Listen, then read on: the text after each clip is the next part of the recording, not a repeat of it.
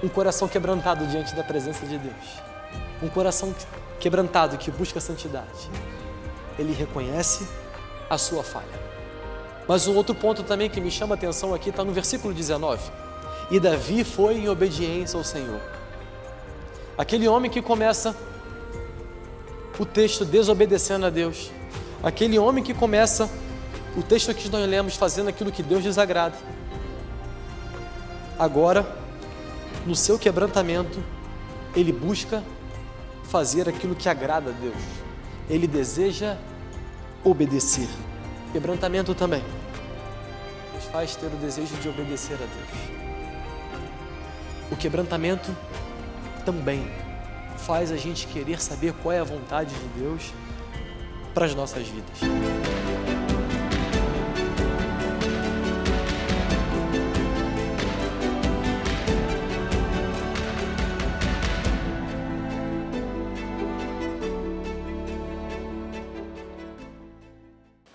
Mas, sobretudo, também a gente aqui nessa noite vem para falar daquilo que vocês já estão refletindo ao longo do ano, o tema sobre santidade.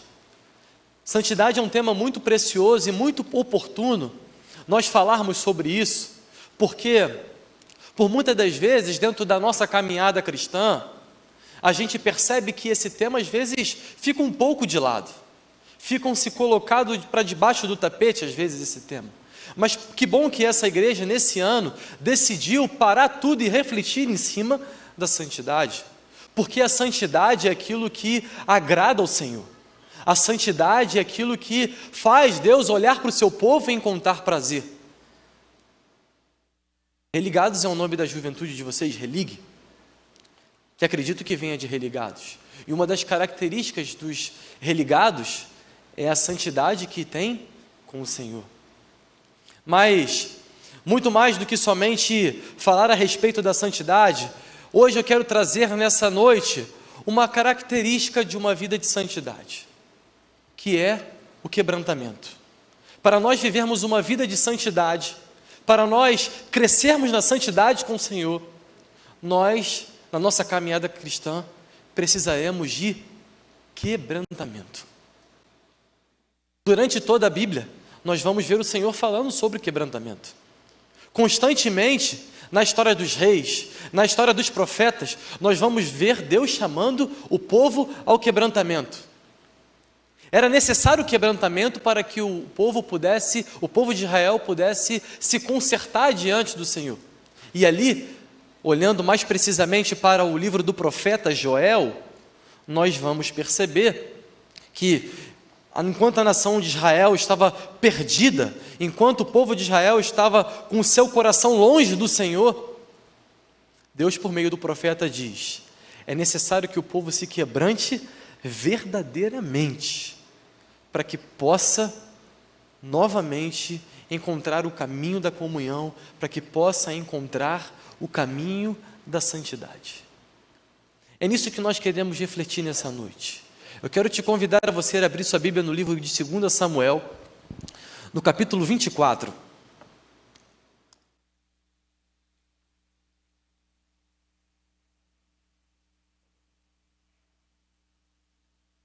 Segunda Samuel, no capítulo 24, um texto bem conhecido, uma parte da história de Davi. 2 Samuel 24, nós vamos ler do versículo 1 ao versículo 4, depois nós vamos ler do 8 ao 19. É uma leitura um pouquinho extensa, mas eu peço aí a sua atenção para que nós possamos pegar todos os detalhes, refletir nesses detalhes que tem dentro desse texto. 2 Samuel 24, do 1 ao 4, e depois nós vamos do 8 até o 19. Diz assim a palavra de Deus: mais uma vez irou-se o Senhor contra Israel, e incitou Davi contra o povo, levando a fazer um censo de Israel e de Judá. Então o rei disse a Joabe e aos outros comandantes do exército: vão por todas as tribos de Israel, de Dan a Berseba, e contem o povo, para que eu saiba quantos são. Joabe, porém, respondeu ao rei: que o Senhor, o teu Deus, multiplique o povo por 100, e que os olhos do rei, meu senhor, o vejam. Mas por que o rei, meu senhor, deseja fazer isso? Mas a palavra do rei prevaleceu sobre a de Joabe e sobre a de todos os comandantes do exército. Então eles saíram da presença do rei para contar o povo de Israel. Versículo 8. Percorreram todo o país e voltaram a Jerusalém ao fim de 9 meses e 20 dias. Então Joabe apresentou ao rei o relatório do recenseamento do povo. Havia em Israel 800.000 homens habilitados para o serviço militar e em Judá 500.000. Depois de contar o povo, Davi sentiu remorso e disse ao Senhor: pequei gravemente com o que fiz. Agora, Senhor, eu imploro que perdoes o pecado do teu servo, porque cometi uma grande loucura. Levantou-se Davi pela manhã, o Senhor já tinha falado a Gade, o vidente dele. Vá dizer a Davi: assim diz o Senhor, estou dando a vocês 3 opções de punição, escolha uma delas, e eu a executarei contra você. Então Gade foi a Davi e lhe perguntou: o que prefere? 3 anos de fome em sua terra, 3 meses fugindo dos seus adversários, que o perseguirão, ou 3 dias de praga em sua terra? Pense bem, e diga-me o que deverei responder àquele que me enviou. Davi respondeu: é grande a minha angústia, prefiro cair nas mãos do Senhor, pois grande é a sua misericórdia, a cair nas mãos dos homens. Então o Senhor enviou uma praga sobre Israel, desde aquela manhã até a hora que tinha determinado, e morreram 70.000 homens do povo de Dan a Berseba. Quando o anjo estendeu a mão para destruir Jerusalém, o Senhor arrependeu-se de trazer essa catástrofe e disse ao anjo destruidor: pare, já basta. Naquele momento o anjo do Senhor estava perto da eira de Araúna, o Jebuseu. Ao ver o anjo que estava matando o povo, disse Davi ao Senhor: fui eu que pequei e cometi iniquidade. Esses não passam de ovelhas. O que eles fizeram? Que teu castigo caia sobre mim e sobre a minha família. Naquele mesmo dia, foi dizer a Davi: vá. Naquele mesmo dia, Gade foi dizer a Davi: vá e edifique um altar ao Senhor, na eira de Araúna, o Jebuseu.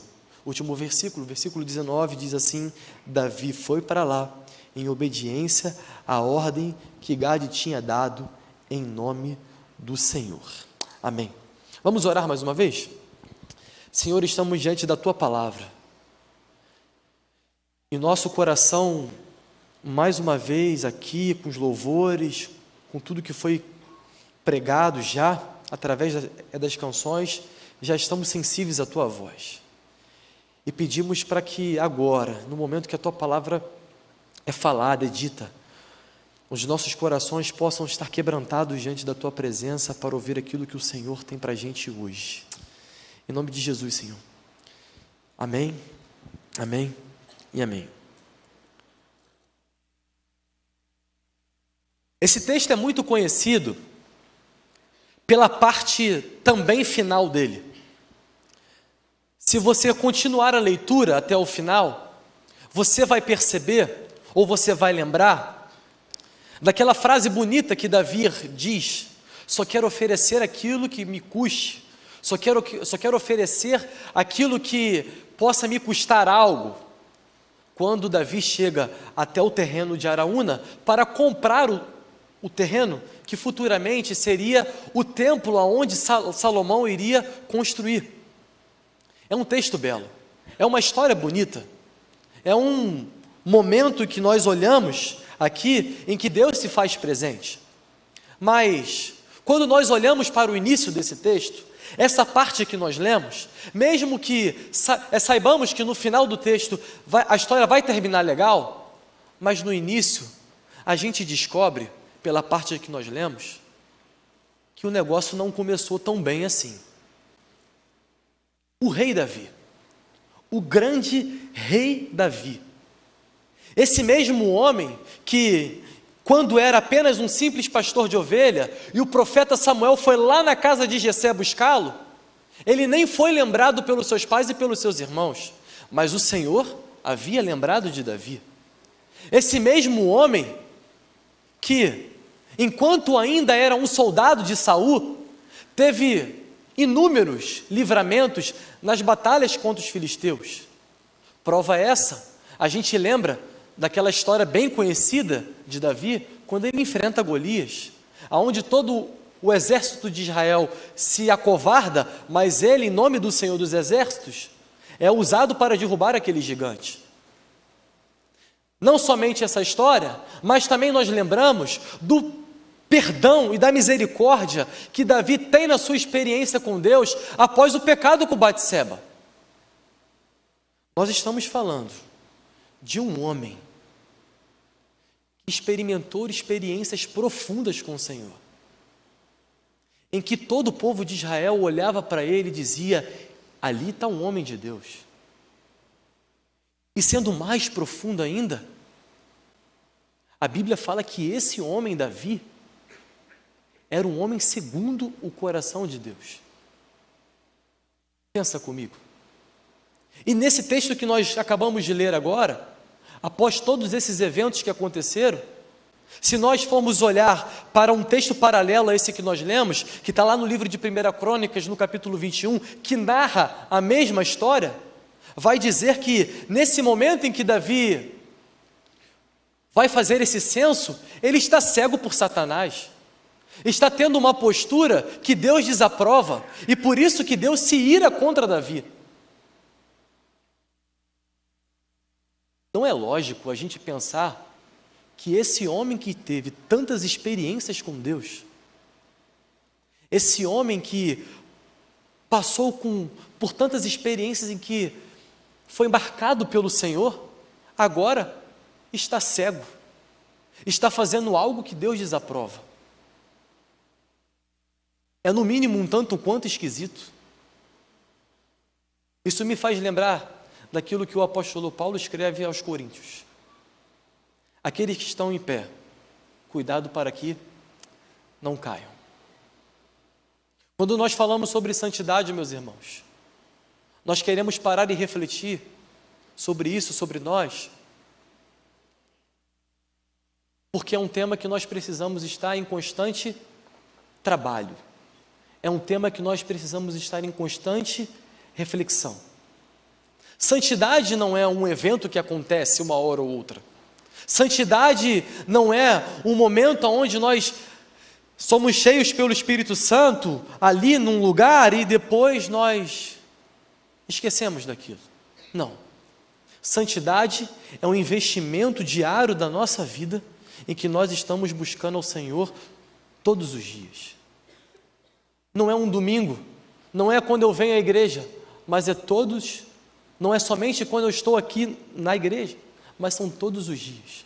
Quando nós estamos na nossa casa, quando nós estamos no nosso trabalho, como nós estamos na nossa escola, como nós estamos na faculdade. Santidade é todos os dias. Você, meu irmão, que veio aqui hoje, você decidiu investir na sua santidade. Talvez cansado do trabalho e pelo friozinho que está fazendo aqui no Rio de Janeiro, talvez você tinha motivos suficientes para ir para outro lugar. Estou cansado. Ainda mais dia de quarta-feira, que é mais difícil, né? Da gente vir direto para o trabalho, uma correria. Mas você decidiu estar aqui nessa noite. Você decidiu vir aqui a esse lugar, ser confortado pela palavra do Senhor, mas também confrontado.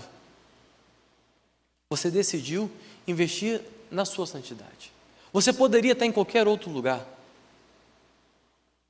Você poderia estar na sua casa, talvez, lá se preparando para assistir o jogo do Flamengo, aquele pecado que vai acontecer daqui a pouco.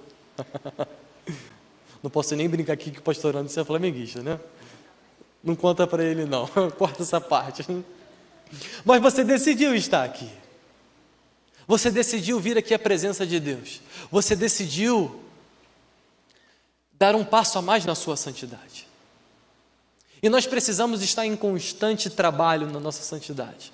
Todos os dias buscando o Senhor. porque nós percebemos que até homens de Deus, que passaram por experiências profundas com o Senhor, estão sensíveis a caírem. E nós também precisamos refletir sobre isso.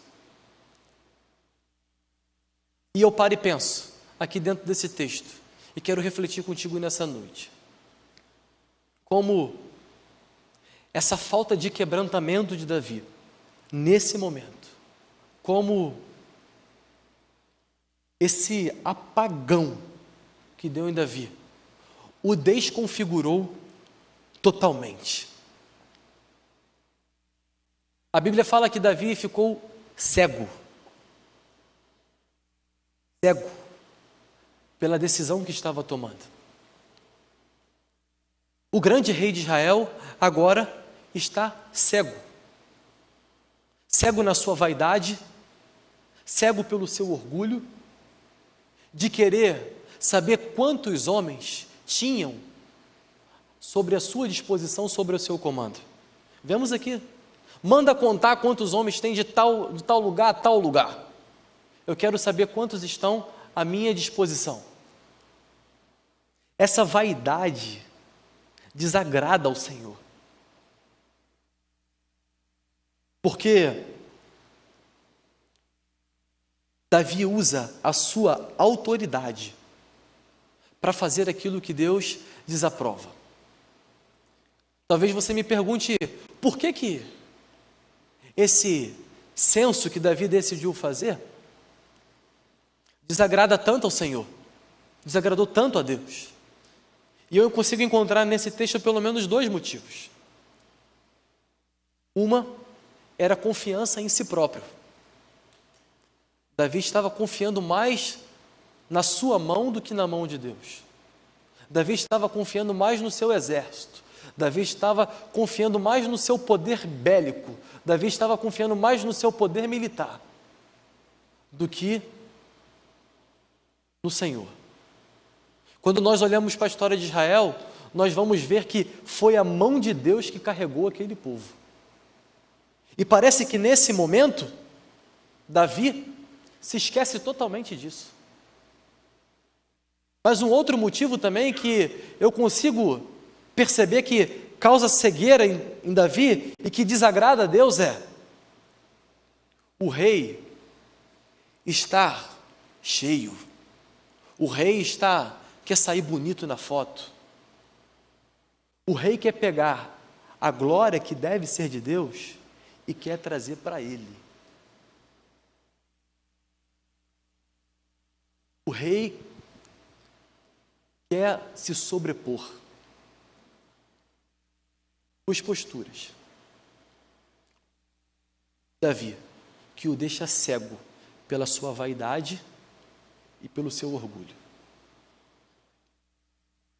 Mas uma outra coisa também, que a falta de quebrantamento que desconfigura Davi faz com ele, é o deixa surdo. Além de ficar cego, Davi também fica surdo, dando lugar somente à voz do seu coração e aquilo que ele queria fazer. Quando nós olhamos para o versículo 13 e no versículo 4, o seu primo Joabe, que era o seu comandante, tenta chegar para Davi, para o rei, e falar: rei, não precisa disso, para que fazer isso? É um tanto quanto esquisita essa ordem. Mas nós lemos aqui que o seguinte: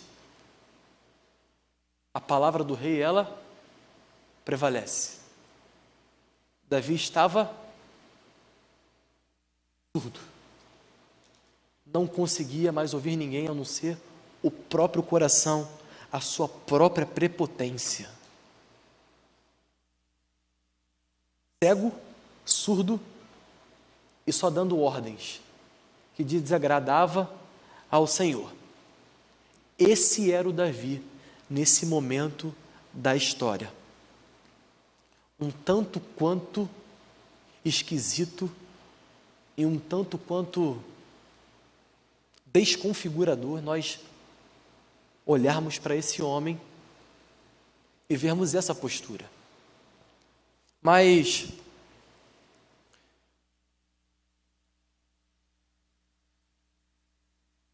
Existem algumas coisas na nossa vida e elas não falham. A lei da semeadura. Essa não falha. Davi, nesse texto, plantou vaidade, orgulho e prepotência. E quem planta alguma coisa, colhe também. Davi plantou vaidade, orgulho e prepotência. E quem planta isso, colhe tragédia. Olha o que acontece aqui no texto que nós lemos. Uma tragédia vem sobre a vida de Israel, sobre a nação de Israel. Uma tragédia acontece com aquele povo por conta da postura do seu rei. O texto que nós lemos diz que veio uma peste sobre Israel. Davi escolheu para que viesse uma peste sobre Israel, que queria aniquilar os seus homens. 70.000 homens morreram em Israel por conta da sua vaidade e prepotência. Tragédia. Colhem-se tragédia. Longe de mim, meu irmão, querer fazer alguma ameaça espiritual aqui nesse lugar, essa não é a minha intenção, mas nós precisamos refletir sobre isso na nossa vida. Nós precisamos parar e pensar sobre como está o nosso coração diante da presença do Senhor.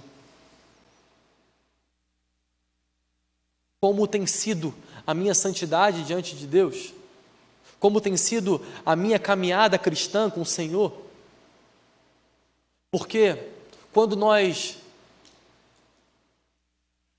deixamos isso de lado, quando acontece conosco aquilo que aconteceu com Davi, acontecem tragédias.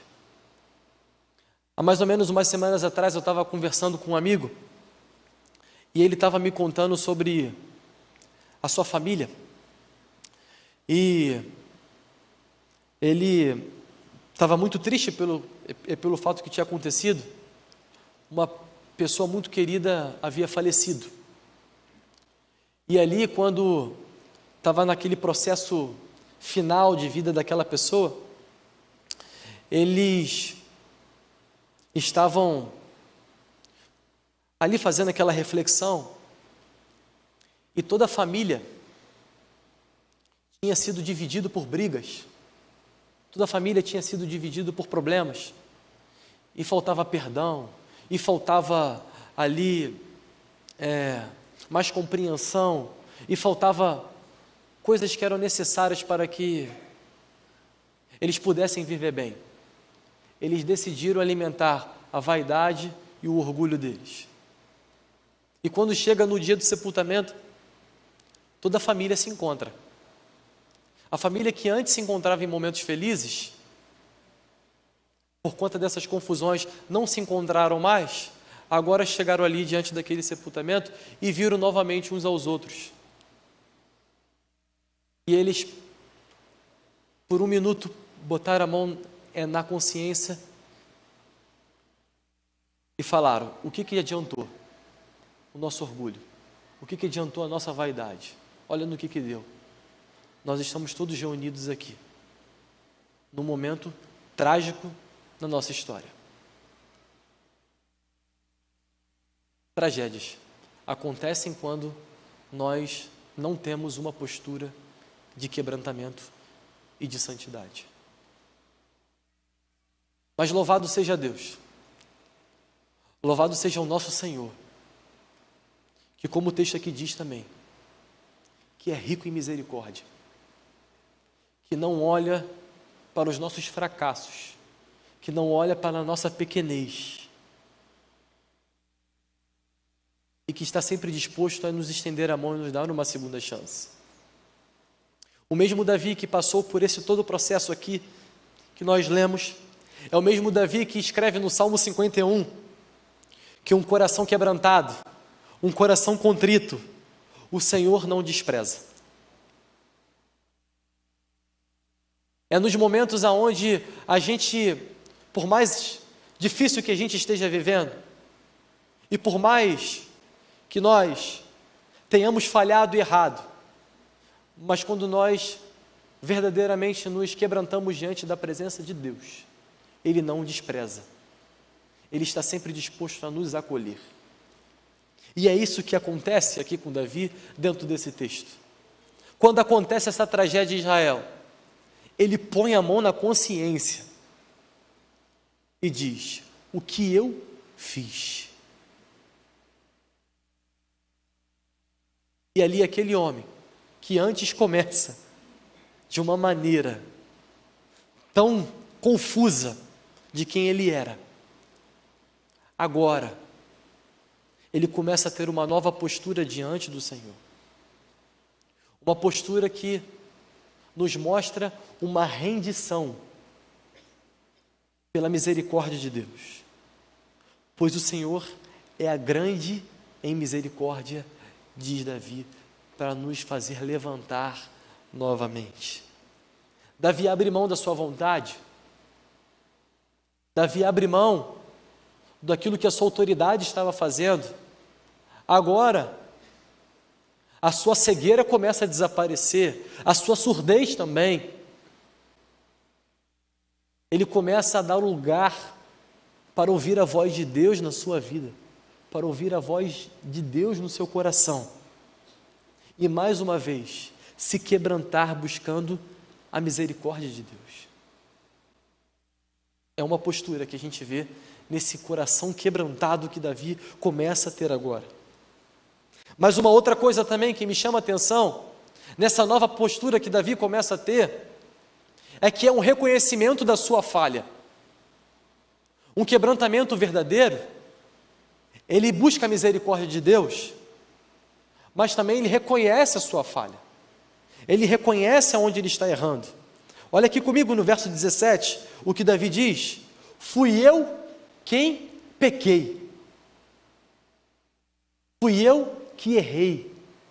Fui eu que falhei. Ele traz para ele a responsabilidade que era dele para ser tomada. Fui eu, Senhor. Me perdoa. Um reconhecimento das suas falhas. Eu fico pensando e fico imaginando que nós precisamos também ter esse hábito de reconhecer as nossas falhas. Porque a gente também, nesse tempo, ainda temos a síndrome de Adão. Quem lembra do texto de Gênesis vai concordar comigo que quando Deus chega para Adão perguntando o que tinha acontecido quando eles comeram do fruto, a resposta de Adão é uma resposta de quem não reconhece o seu erro. Olha a resposta dele: foi a mulher que tu me deste.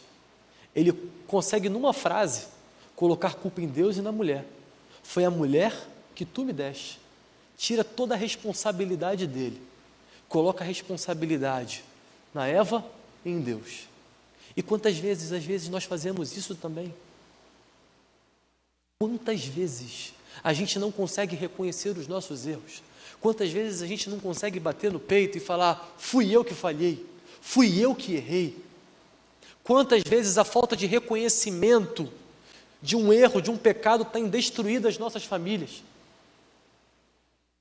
Quantas vezes os filhos não se dão com os pais, os casais estão brigando, os relacionamentos estão confusos, porque falta um reconhecimento de: me perdoa, fui eu que falhei, fui eu que errei. E a gente descobre aqui em Davi que ele para de justificar o seu pecado com outras coisas. Ele para de colocar a culpa que era dele em coisas que eram externas. E ele traz a responsabilidade: Senhor, fui eu. Fui eu que errei. Fui eu que pequei. Um coração quebrantado diante da presença de Deus. Um coração quebrantado que busca a santidade. Ele reconhece a sua falha. Mas um outro ponto também que me chama a atenção aqui está no versículo 19. O versículo 19 diz assim: e Davi foi em obediência ao Senhor. Aquele homem que começa o texto desobedecendo a Deus, aquele homem que começa o texto que nós lemos fazendo aquilo que Deus desagrada, agora, no seu quebrantamento, ele busca fazer aquilo que agrada a Deus, ele deseja obedecer, ele deseja fazer aquilo que Deus o pede. Quebrantamento também nos faz ter o desejo de obedecer a Deus. O quebrantamento também faz a gente querer saber qual é a vontade de Deus para as nossas vidas. Uma das coisas que eu tenho sempre falado lá na igreja, lá na nossa juventude, é que a nossa caminhada de vida, a nossa caminhada cristã, ela precisa ser uma caminhada de obediência a Deus. Porque muito me incomoda, às vezes, um discurso que tem acontecido dentro da nossa geração, é que eu posso ser quem eu sou, eu posso ser aquilo que eu penso, eu posso fazer aquilo que eu acho, porque eu sou livre, mas quando fala a respeito de obediência ao Senhor, é totalmente desconectado esse discurso. A Bíblia diz no livro de 1 João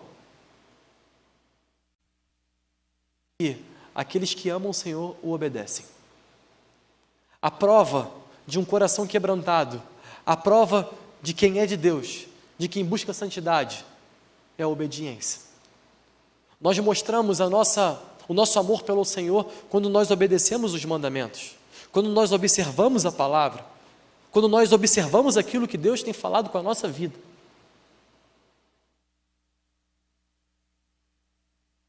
Obediência. Não tem como a gente ter um coração quebrantado, não tem como a gente viver uma vida de santidade sem obediência.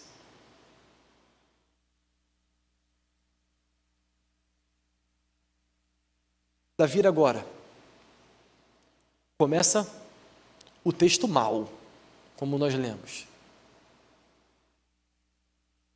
Passa por essas experiências e começa a ter uma postura de rendição a Deus, de rendição à misericórdia de Deus. Passa a ter um reconhecimento da sua falha. E também um desejo de obedecer ao Senhor, o desejo de acertar, o desejo de consertar aquilo que estava errado, a disposição de fazer a vontade de Deus. Eu quero falar contigo nessa noite sobre isso, sobre como está o nosso coração diante da presença de Deus, como está a nossa vida. O que nós estamos dando lugar? Vaidade, prepotência, orgulho. A gente anda cheio de justificativas, né? Para tentar explicar aquilo que está errado. A gente anda cheio de explicações para tentar ficar bem diante de uma situação que precisa ser mudada. Mas eu quero te encorajar nessa noite a você fazer uma reflexão do seu coração. Quero te encorajar nessa noite a você olhar bem para dentro de você. Fazer um autoexame. Você parar e refletir e pensar quais são as áreas da minha vida que eu preciso de quebrantamento. O que tem atrapalhado o meu coração diante da presença de Deus? O que tem me impedido de viver uma vida de santidade?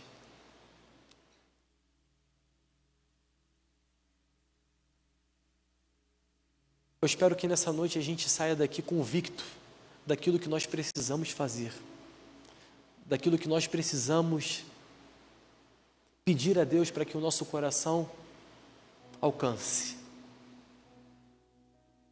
Porque, assim como nós lemos no início, que vaidade, prepotência, orgulho, justificativas esfarrapadas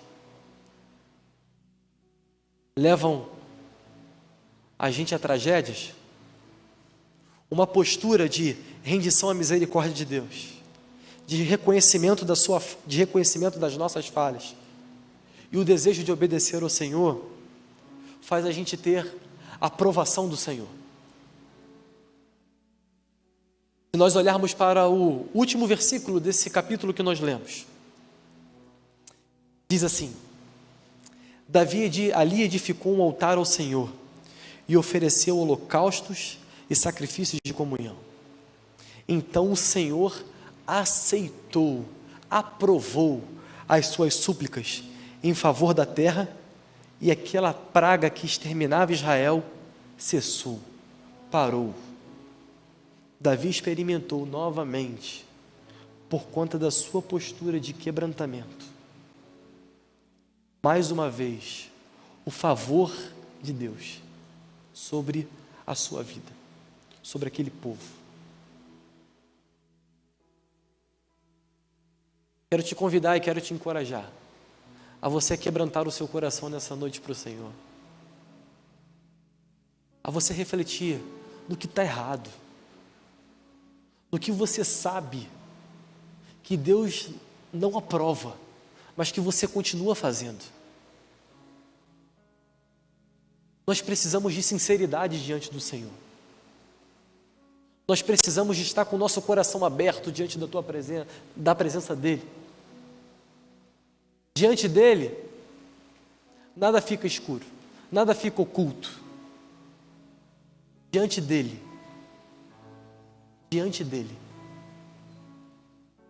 a nossa vida é lida como ela é e como você sabe como está o seu coração. Seu coração nessa noite possa pensar nisso.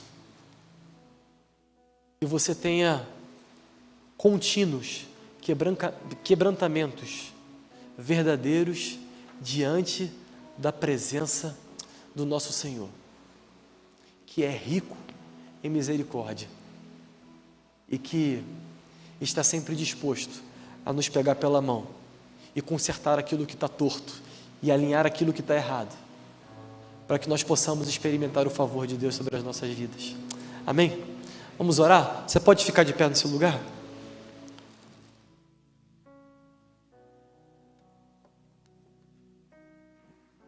Feche os seus olhos. Senhor, mais uma vez nós te pedimos para que o Senhor possa trabalhar em nosso coração naquilo que foi dito aqui nesse lugar. Te agradecemos pela Tua presença, Pai. Te agradecemos porque nessa quarta-feira o Senhor mais uma vez nos encontra e fala coisas preciosas ao nosso coração para nos corrigir, Senhor. A Tua palavra diz que o Senhor corrige aquele que o Senhor ama. O Senhor tem prazer em ter comunhão conosco. Então é por isso que o Senhor nos corrige. É por isso que o Senhor vem aqui nesse lugar mais uma vez e fala conosco, Senhor. Então, Senhor, que nós possamos sair com o nosso coração disposto aqui desse lugar a reconhecer que o Senhor é rico em misericórdia, a reconhecer que o Senhor é rico na sua bondade, mas também, Senhor, reconhecer as nossas falhas, reconhecer aquilo que está errado, reconhecer aquilo que nós precisamos mudar e, sobretudo, Senhor, também saímos com o nosso coração disposto a obedecer. Louvado seja o Teu nome, Senhor, pela Tua palavra. Louvado seja o Senhor nesse dia, e que essa palavra que dita hoje possa causar frutos no nosso coração, nas nossas famílias, nas nossas igrejas, Senhor. Em nome de Jesus nós oramos. Amém, amém. Que Deus te abençoe, meu irmão.